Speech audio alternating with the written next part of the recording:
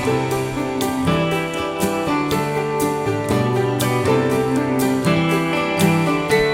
name is Jessica Manfrey. I am a licensed clinical social work associate, which, depending on what state you're in, it could have all different kinds of meanings. I'm in North Carolina, and that's how we refer to someone who is this close to being able to sit for the test to become completely independent.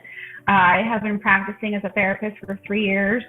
Before I pursued my master's in social work, I earned an undergrad in psychology. Just super fascinated with the mind and understanding the why behind behavior. I spent about 8 years working with adults and children with developmental disability, most of whom were dual diagnosed.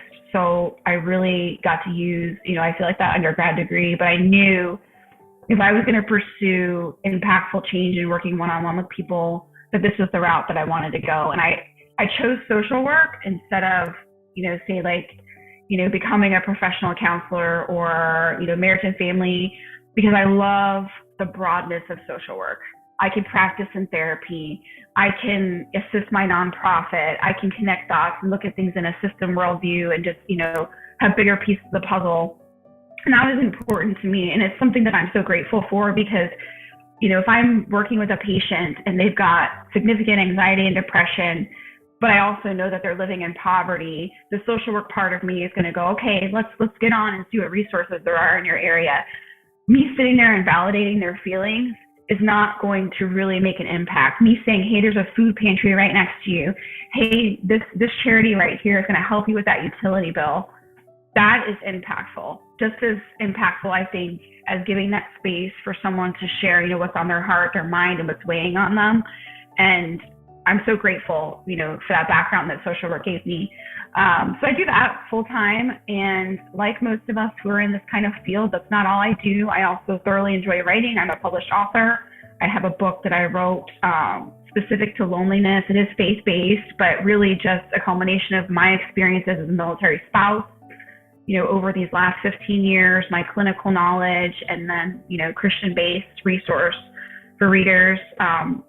I think the whole world got a taste of loneliness and the impacts that it can have over the pandemic with isolation and lack of connection. The Surgeon General in May of 2023 essentially labeled it a mental health crisis, and I think it's something that we've known for a while was coming.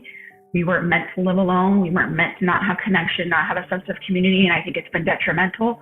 I also run a nonprofit with 2 other military spouses called Inspire Up. And we've been doing this for 3.5 years, and we really focus on making an impact in the military and first responder community.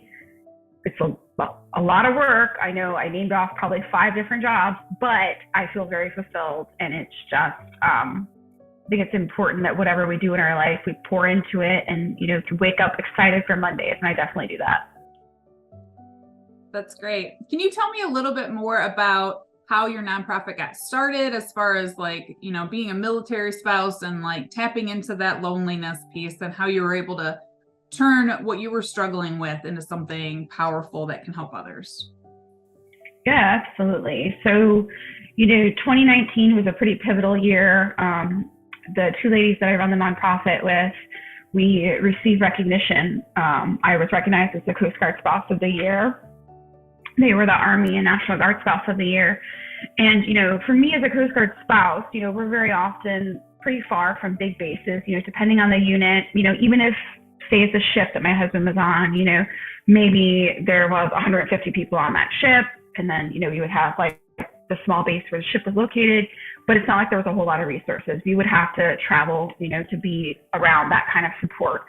And so I have always felt like it was up to me to make connection. It was up to me to, essentially create what I needed to serve me well wherever we were. And then winning that award, I realized that my experience wasn't isolated. I began to see, even spouses that were at a base that maybe housed, 10,000 soldiers and families were still struggling, even in a sea of people who you think would offer support, right? We have that instant connection. We know what this life is like, but that wasn't the case.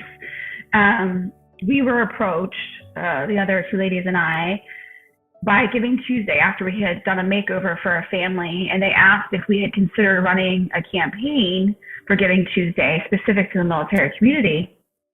And we kind of pooled and, talked about our ideas, and it really came down to kindness and, empowering people all over the world. Because if you're going to look at the military community and the impacts that we can have when it comes to community service, we are all over the world, right?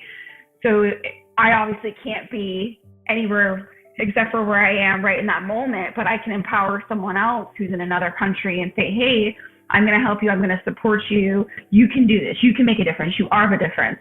And that year was just incredible. We got really lucky, to be on shows like the Kelly Clarkson Show, the Today Show. And really at the end of it was, when that day was over, that we wanted to do more, and we didn't want it to be about a day. We wanted this to be a passion project that we could pursue year in, year out.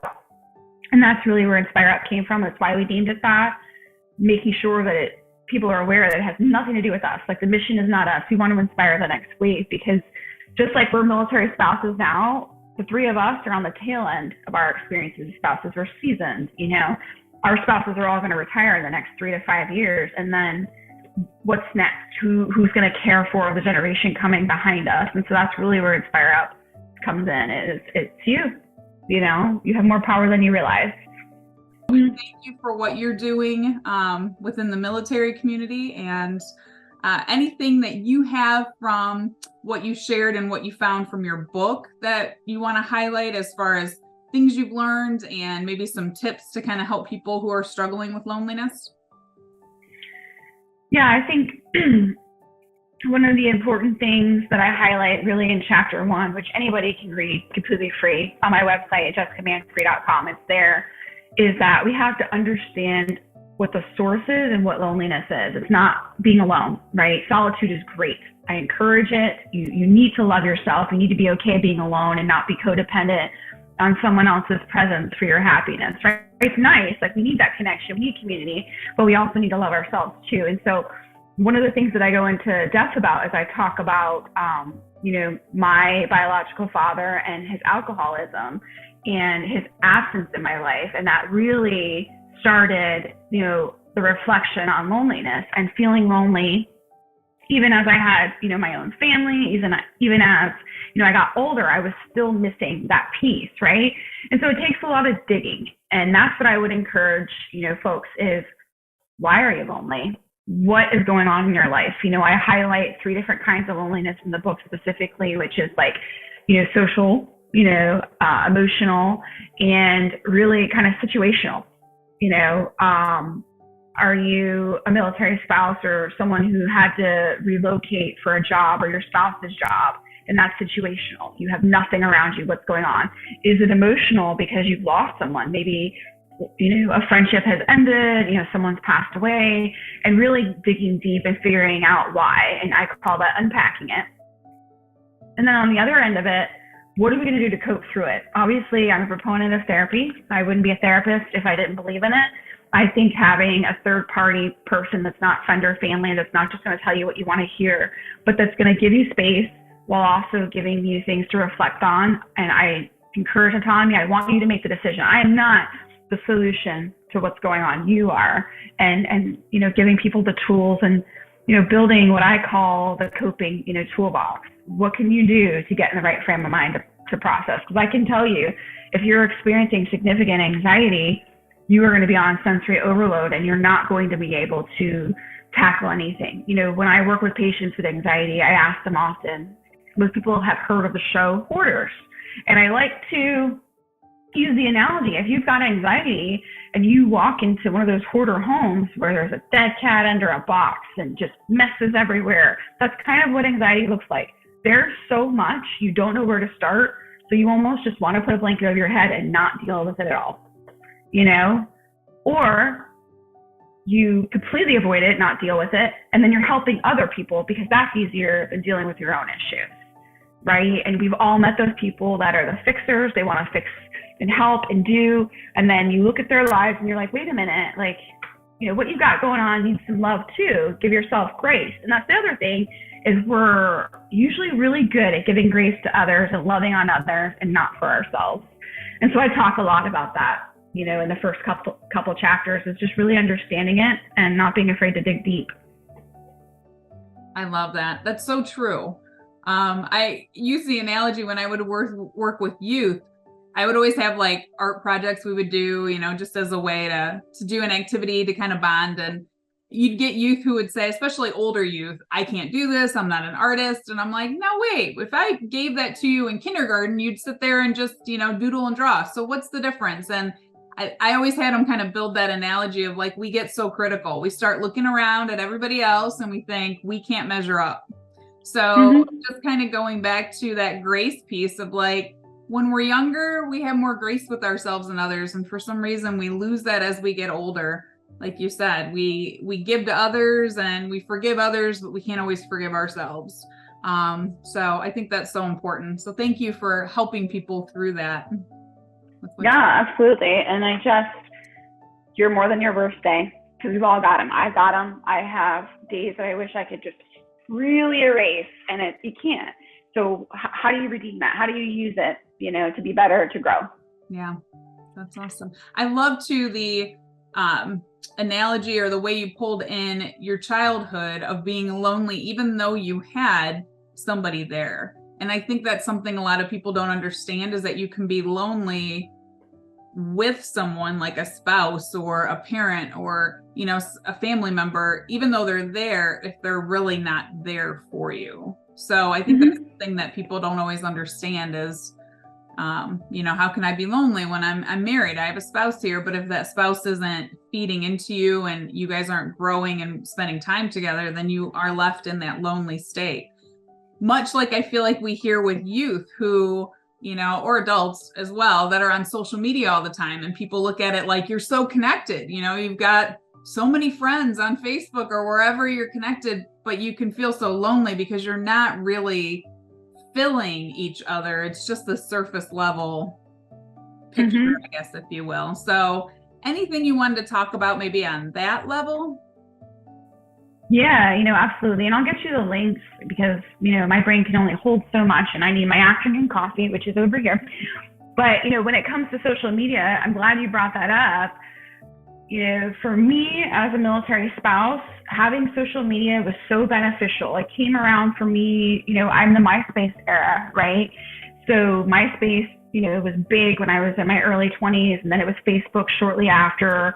And then obviously teenage years were more AOL, you know, which is not the same at all. But statistically, our youth, the youth that has grown up in social media active and having access to it, their mental health is far worse. Far worse. And so what you said about being superficial, it really is. It's like, you know, looking for validation. Cyberbullying is easier to do because of social media. And, you know, we're suffering for it. You know, it's one of the leading causes of death for youth 13 to 17, suicide. They're unhappy, you know, anxiety, depression is through the roof. And so there's a problem there. We're not connecting. We're not truly connecting. And, you know, that's a hard conversation to have with youth who have never operated in any other way. It's really hard to kind of get that across without sounding like you're just an old person, you know, who doesn't get it. You know what I mean? Yeah. And, you know, I found when I would do the high school, especially high school age retreats that I would do for them, when you could really talk to them about getting real, they got that because they understood that what they were putting out there isn't real, you know, and I don't know that they always realize what they're seeing isn't real, but I think they definitely know what they're putting out there isn't always real. It's that perception that you put out there. You know, you see the family vacation, but you don't hear the stories about the vacation.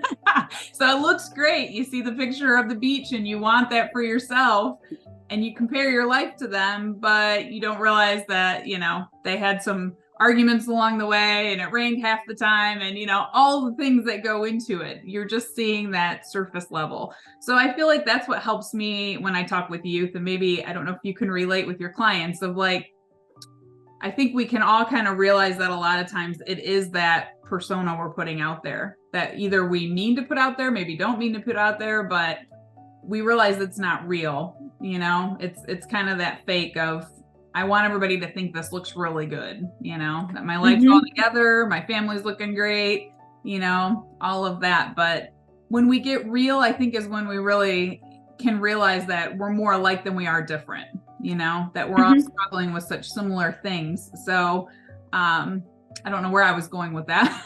I think I was connecting somehow with what you were saying, but no, it's completely true.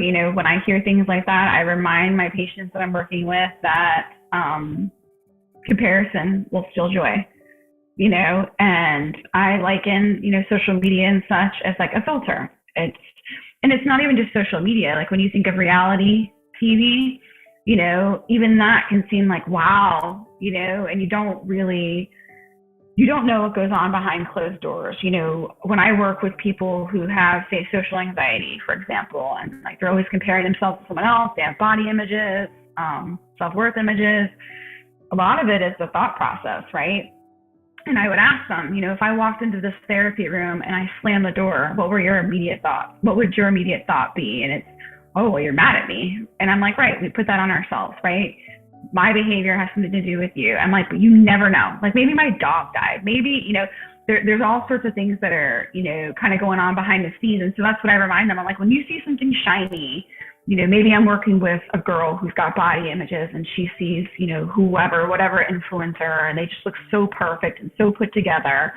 I'm like, you don't know how many takes that took. I'm like, you don't know what she was dealing with under the surface. You don't know if maybe this picture is her way of feeling good about herself because everything's falling apart. I'm like, you just don't know people's story.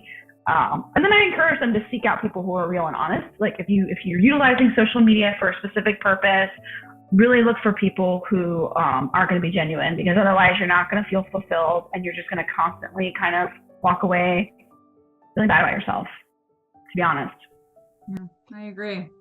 And having those conversations too, I think sometimes of like that self-reflection of, because I hear a lot of people, they post something and they immediately want to see how many likes they got, how did people react? And I think it fills that like always wanting others to accept us and please us. So I feel like sometimes we have to take a step back and go, wait, why do I need all of this approval from others? Why? Like, and really kind of reflect on that.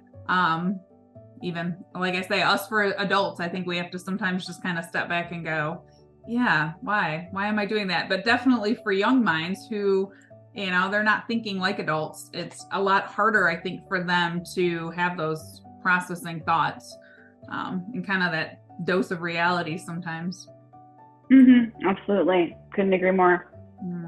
I was just interested when I saw that was something that was on your heart that you talk about, that, if you had any other insights into loneliness and what you found and, what has helped the work that you do. I think that's something that a lot of us can relate to. Yeah, I think it's a society thing, when we think about just how we perceive things. If someone came to my door as a child, I would be excited. If someone came to my door now, I would wonder what they're selling. We just don't, do we know our neighbors? Are we engaging with our neighbors? When I have conversations, like if I'm interviewed, for example, on Christian radio, they'll ask me what the local church can do to support, military families and loneliness and such. And I get real with them and I say, essentially don't treat us like, warm bodies and not be superficial. And what that means is truly welcoming people and giving them a sense of belonging. Don't ask, how are you, if you're not ready for the answer. There are churches that I've been to where it was very clear. And I mean, to a certain sense, even, communities where the thought of befriending me was too hard because they knew I was going to move away. So they're protecting themselves, but then also harming, right? And so that is a challenge, certainly. And it makes a big difference. The church that we go to now, if I miss a Sunday, I get a text from the pastor, hey, how are you? Are you and your family okay? And it's usually just that I was traveling for work and I forgot to message him. But that's the kind of community that I live in now. And I think that that's what we're all desperately seeking. Technology is great. It's advanced so much. It's made things faster, easier for us. Anything you want to know, you can get, within seconds. But it's also disconnected us from other people. You see it, go to a restaurant, you'll see, maybe a third of the people in there, they're on their phones, they're not really engaging with each other. And the real only solution is to make a conscious effort to not do that. When I am working with families or even couples in therapy, one of my favorite things to do is recommend tabletop conversation cards. You can get them on Amazon on a variety of topics. You can get them for road trips, for everything. And what it really does is it encourages deeper conversation and not superficial. There's nothing fun in my mind about saying, hey, how are you? The weather's great. Like, there's nothing fulfilling in that, right? Earlier you mentioned some of your favorite things, with the projects that you work on, and that is near and dear to my heart. When we talk about Giving Tuesday Military, one of my favorite things to engage in kindness-wise is to leave random sticky notes on people's car doors or windows, with encouraging messages. And the reality is we don't know what people are walking through, and those messages, that true, genuineness can save lives.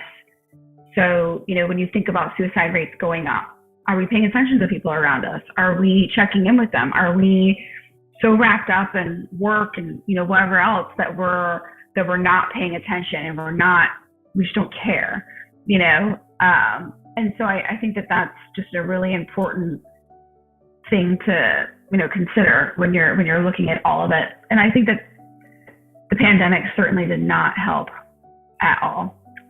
And I don't think we've recovered from that. And when you talk about youth, some of, I would say the age group, the pandemic hit when they were around 11 years old, and then it carried on depending on what state you were in for 3 years after that.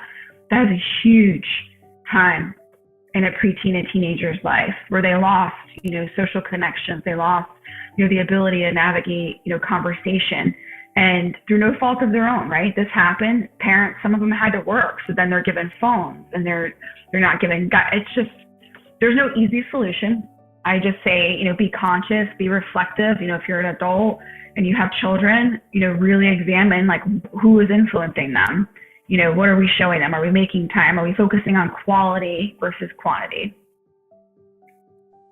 I agree. I think sometimes it's with our phones and our devices, it's like we've lost that practice, if you will, of social connecting.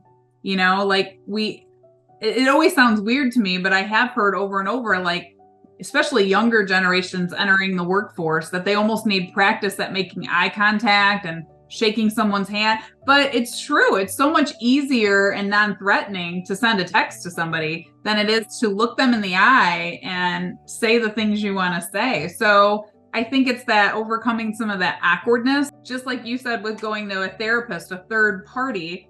There's nothing wrong with that. It's not something like you're broken that you have to do that. And I think that's the image that sometimes we get, depending on what community you're belonging in, that, it's the broken people that have to go there. I don't really need that. So kind of setting down that pride sometimes and just realizing that that's what we're here for. Iron sharpens iron. We're here to lift each other up. I love that you said that. And so I would add to that, we tease Gen Z, right? Every generation makes fun of the other. It is what it is. But all jokes aside, one thing that I really enjoy that they've brought to mental health practice is if I have someone in my office who's a bit older, their perception of what therapy is tends to run laying on a couch. I have a pad of paper and I'm writing all of their thoughts down. Number one, I don't take notes in therapy ever. It's that's not a thing. I do my notes after. If it's something super important, I have to follow up on, I will absolutely jot it down. But I'm present. I want to hear. But what Gen Z has offered is, when we think about our medical, physical wellness, we have no problem going to the doctors, getting our vision test, going to the dentist to take care of our teeth. They look at therapy as mental wellness. So it's not about issues. It's not about getting that diagnosis, right? It's not about being broken. It's about recognizing, hey, I'm struggling with this and I need someone to kind of help walk me through it for my mental wellness. And so that's a lesson that I learned more recently, and I'm just kind of running with it. And when I interact with people, especially maybe the older crowd where it's their first therapy session and they're unsure, it's number one, you're not going to be in my office forever. My goal is for you to fire me. And that is the truth. Absent of a serious, mental struggle where they need continuous therapy. That should be the goal of any therapist, is to give that patient the tools where they don't need you. And then number two, that there should not be shame in it. You're here for a reason. I'm giving you space to talk about the things that you aren't able to talk about otherwise, that are clearly weighing on your heart and your mind, and like, let's do it, and so I would point that out. There should be no stigma. There should be no I'm broken. You are simply focusing on your wellness. I agree. I love that. And I think, that's kind of the beauty of, I feel like, the last maybe 20 years-ish of education and just the world in general, is that you've heard more of those messages of, whether it be Michael Phelps talking about his mental health, or, within the classroom setting, I did mental health first aid trainings, and there's a teen component. So getting teens to be able to talk and reach out to one another and help one another, send them to the appropriate resource. All of that, I think, just helps us feel more comfortable with it. And I feel like sometimes that's where that disconnect with the older generation, that maybe, they're not as comfortable with it. I've heard people say things like, you just need to get over it. Why do we have to keep talking about mental health? I'm so tired of hearing about mental health. Like, just get over it and move on. And it's like, no, we all have things, that we need to unpack about ourselves, things we've had to go through that we maybe didn't process, or, things we need to learn. So I think it's definitely refreshing to me to hear that, it's something that everyone can take away from, to grow mentally, to be well mentally. Absolutely. Like, it's just, it's interesting. The patients who have stayed with me longer tend to be the ones that walked in not wanting to be there in the first place. Usually it was with the encouragement of someone they loved, or the doctor, saying, hey, like, I really think this could help you. And then that gets them in the door. Youth and the younger generation, they usually come on their own because they were raised like, it's fine, right? But I'm here to tell people, like, therapists have therapists. It doesn't matter who you are, being able to have a space to vent, to get solutions, to gain insight on something, there should be nothing negative around that. I agree. Well said. Anything else that comes to mind as you're thinking about all the different spaces that you've shared, whether it be radio or TV? Like, what are some of those questions? Did we hit a lot of those questions that they asked you there that they thought people wanted to know more about? Is there anything else that comes to mind? Not really. I would say the majority of my interviews were mostly faith-based. So it was really just around, what the church can do better. And, I stress this in my book. A lot of people, when I was writing this, were like, how are you going to connect clinical and biblical principles? Like, how are you going to do that, right? And I mean, the clear answer is, even in the, mental health world, or, medical world, they know the value of faith, right? There's a reason why when we do the intake, it's a biopsycho, social, spiritual, doctors, statistics have shown, people who have faith did better, with surgeries, with, healing afterwards. There's so much to it. And so, like, there's a lot of value in it. And so I hope that maybe people who read my book who weren't so clinically inclined, see the benefits of, seeking help, and pastors are wonderful. People who run certain ministries are wonderful, but a lot of times they just don't necessarily have the training, to deal with some of the more pressing issues. And so I definitely encourage both.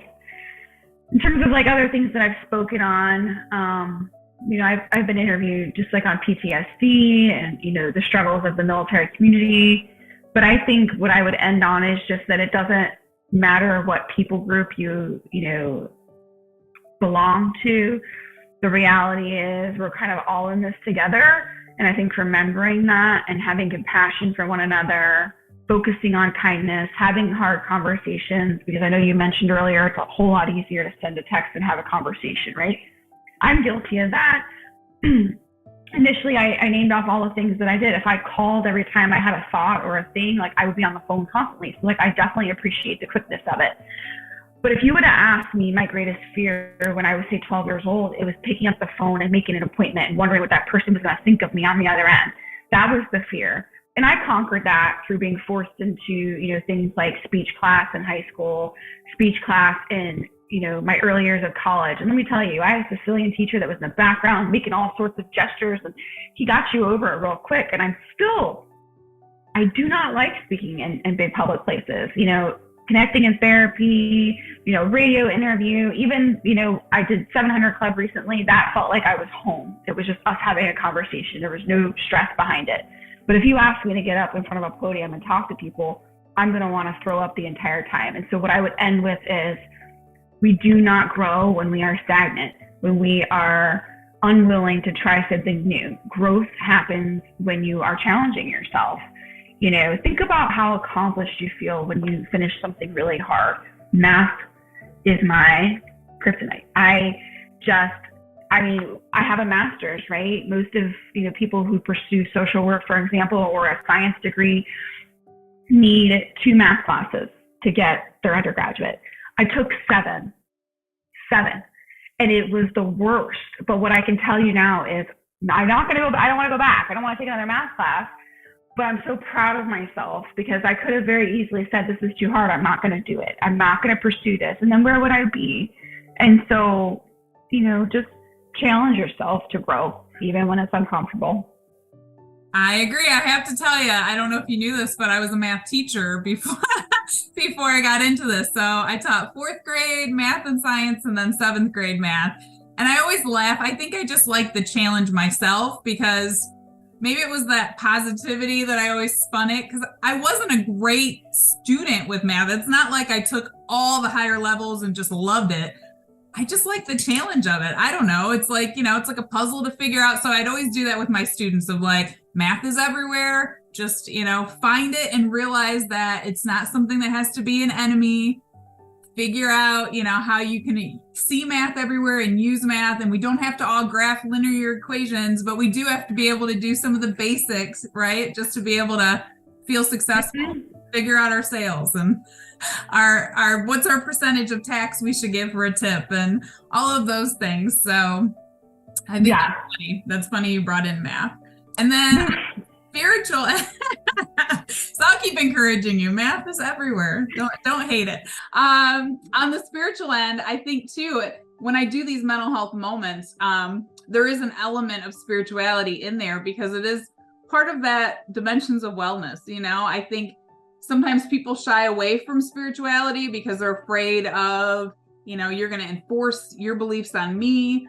But I think we all have that. We all have that desire and that want for something bigger than ourselves, and I think sometimes that's where it like pulls you out of that self, it's all about me. No, it's not all about you. Life is bigger than that. It's more than just about you and your wants and your needs. And you feel that fulfillment when you do give back of yourself and you do, whether it be lessons on forgiveness or understanding our anger, there's a spiritual component to that. So I just think that's kind of encouraging for people to not feel like we have to shy away from spirituality, but just understand that we all do have that void in us in one way or another. And people want that to be filled. They just might not know they want it to be filled, right? So I concur with that 100%. I think it really just goes back to don't talk about politics, don't talk about religion, right? It was drilled into us. Right. But I also feel like we've gotten away from having conversations. Like, I can feel how I feel, right? I'm a proud Christian. I know what I believe, and I it is what it is. But I will sit down with people who are Jewish, and I will listen to them and listen to their passion. And what a beautiful faith. What a beautiful, way that you express and serve the world through your faith. And there's lessons in that, and I feel like we could do that also when it comes to politics. Like, why do you feel the way you do? What are your values? What has influenced you to believe what you believe? I respect that so much, instead of this constant, we're not all the same. And that is a really beautiful thing, because how boring would life be? Right. And again, I think it's just going back to that respect and that element of love. I mean, within that's what's missing in so many, I feel like churches or religious organizations is that love, that true love for one another that people are yearning for. And I feel like whatever your spiritual practice is, I feel like if it should have that element of love, truly, you know, and being able to, like you say, respect one another and love one another through it all. So I want to say amen. So that's all right. I like amen. Well, thank you so much for your time. I appreciate all of your insights, and hopefully we'll definitely keep this connection going. Hopefully I'll be able to help you along the way as well, just to propel what you're doing and the great work you're doing forward. So thank you. No, I'm happy. I'm happy to be here. And I would also end with, Moody is really good to us. And anytime I do any kind of appearance or show, they allow me to give books away. So I'm happy to give away some books to any of your viewers. You can set that up however you like, because I think it's a great resource for anyone to have. And I will tell you, feedback wise, I've had, non-military spouses or veteran spouses read it, and they were able to take quite a bit, from it, because a lot of lessons are obviously through my lens and through my experiences, but we've all gone through loss. We've all gone through grief. We've all gone through hard times and how to navigate it. And I wrote it in a way that I think welcomes anybody to the table. Again, thank you for all of the work that you're doing. I appreciate it. Right back at you. All right. And now I'm going back to work. All right. Well, thanks again. Enjoy the rest of your day.